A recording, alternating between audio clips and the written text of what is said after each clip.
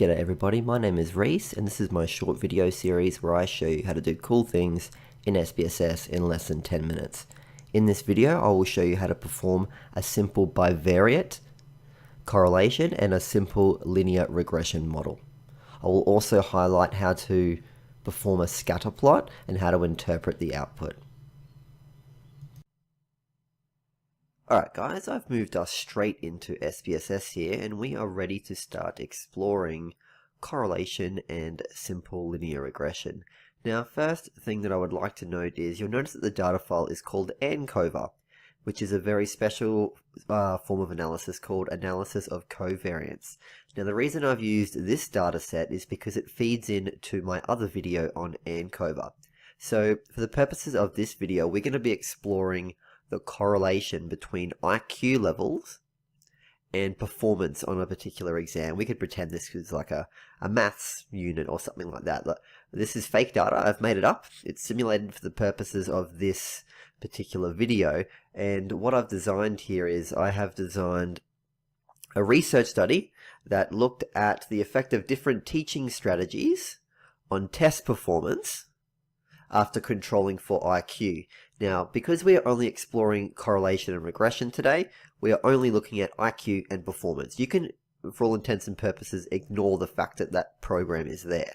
When you're ready for ANCOVA, however, you can select my other video and we'll analyze program and insert it into this analysis.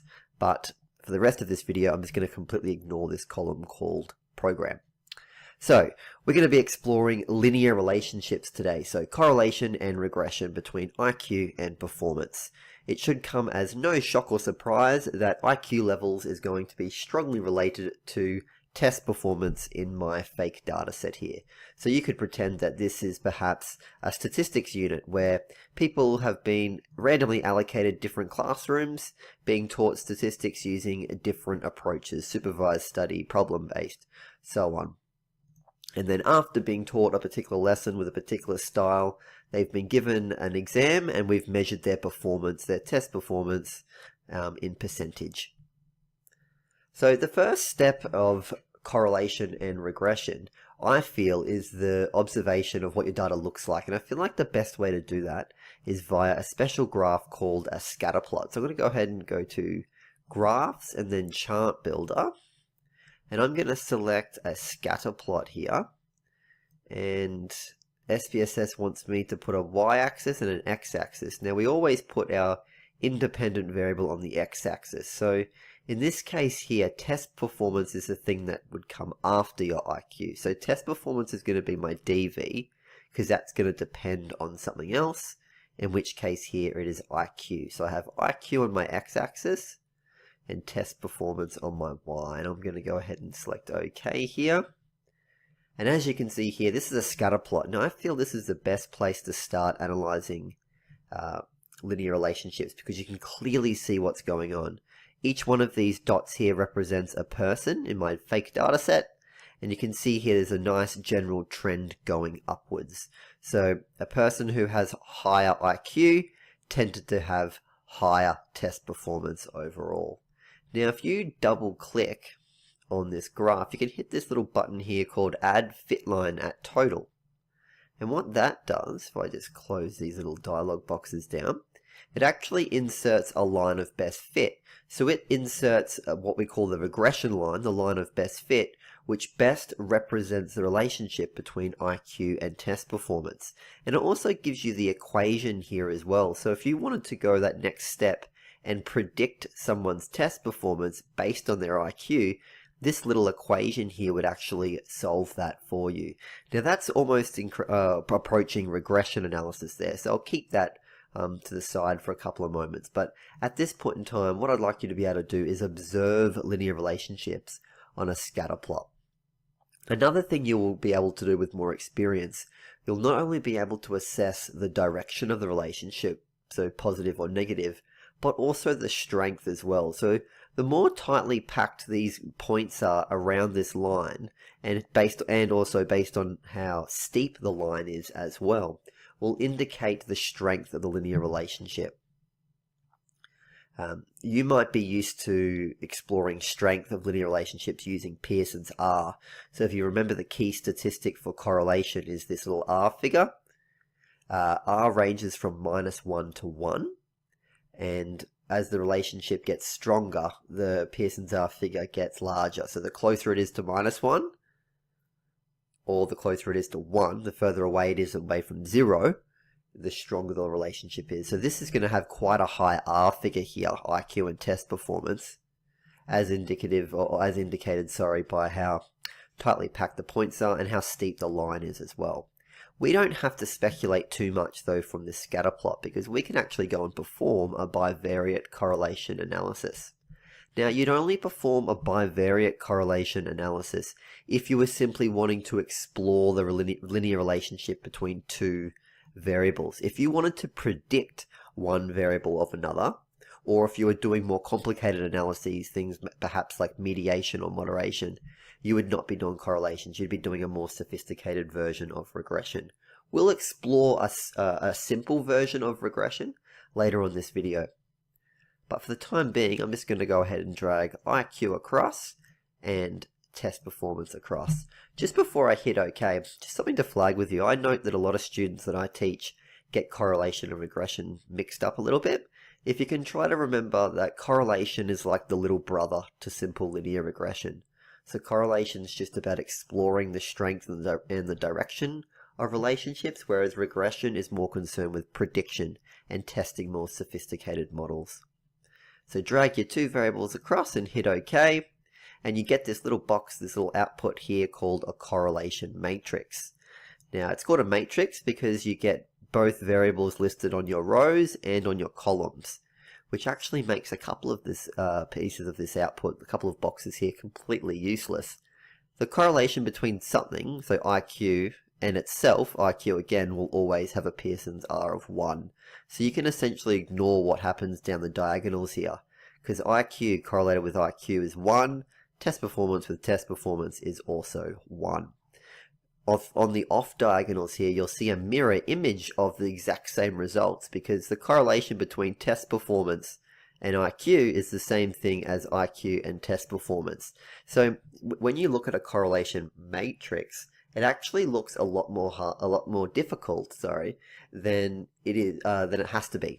So in this case here, we only have to interpret one of these boxes here. I'll just choose this one. You may have chosen that one, whatever it may be.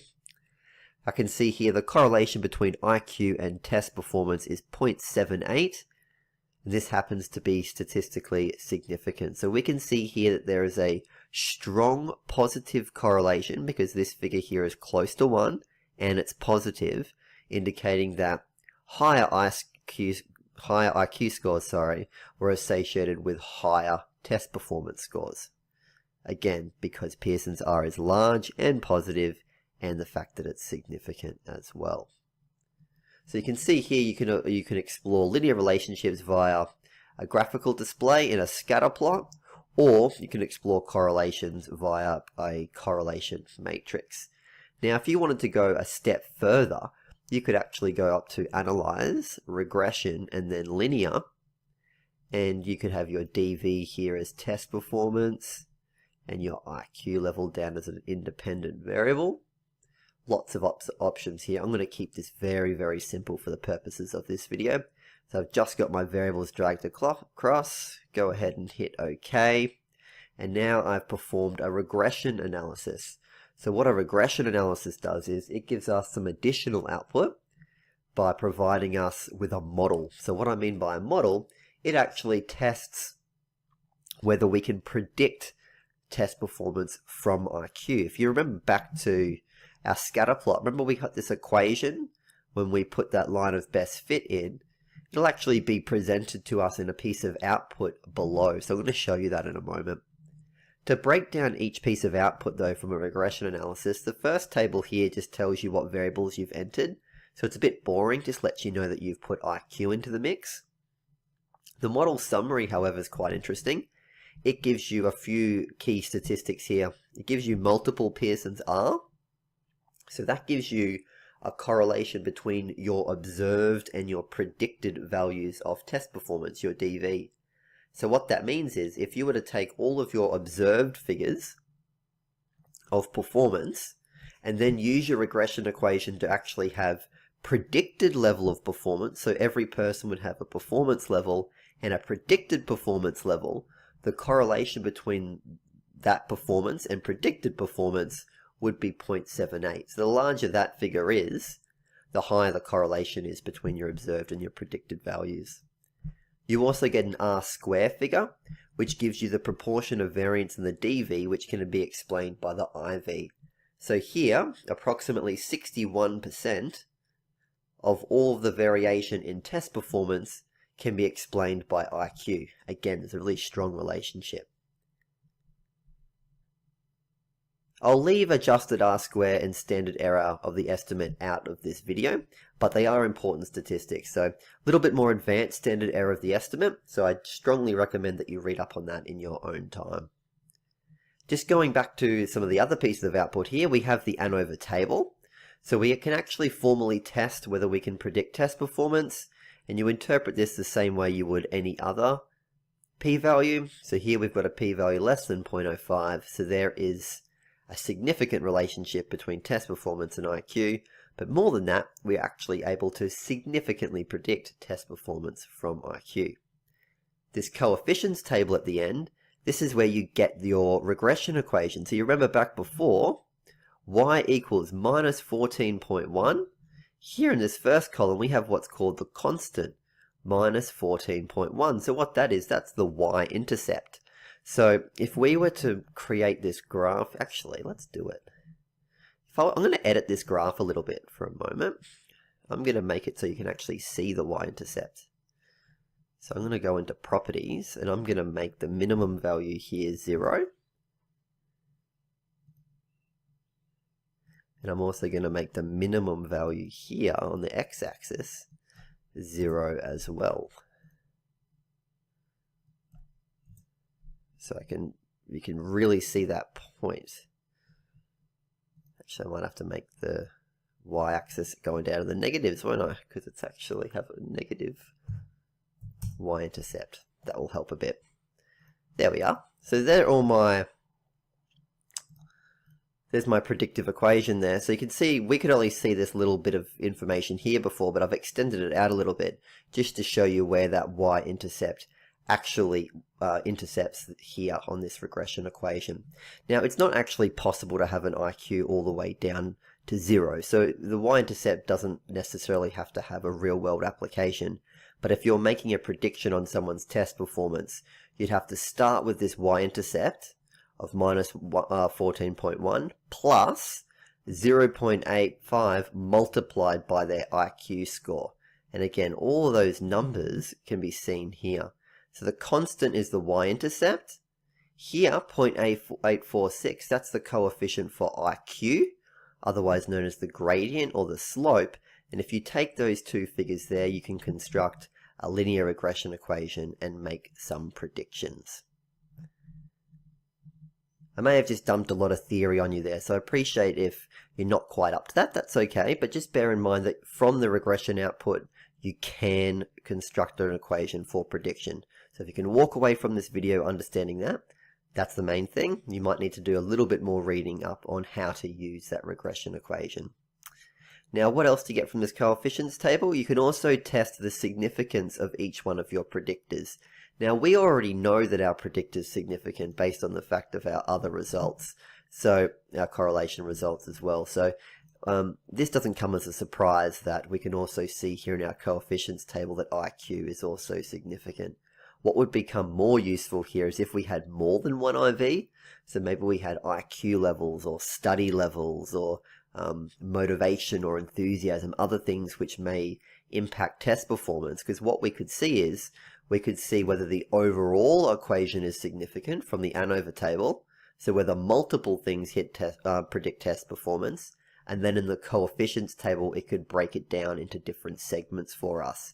Whereas here all we have is one overall model which predicts test performance from IQ, so we get the same results down here, so it's a little bit boring. I can assure you once you get up to the stage where you're doing multiple linear regression, this table here will have a little bit more purpose. And that's it for correlation and linear regression, guys. Just remember, you can use scatter plots to explore or observe your linear relationships, also to get your equation. If you're wanting to simply explore the strength and the direction of a linear relationship, then the bivariate correlation will suit your purposes. If you're wanting to predict a variable from either one or other or more predictors, then you will have to explore the linear regression function within SPSS. Alright guys, that wraps up our short video today on bivariate correlation and simple linear regression. I hope it has given you the ability to perform these analyses in your own time, and you're also confident interpreting a scatter plot. I strongly suggest you consult with your prescribed text if you need assistance with reporting a bivariate correlation or regression model. Cheers guys, I'll catch you for my next video.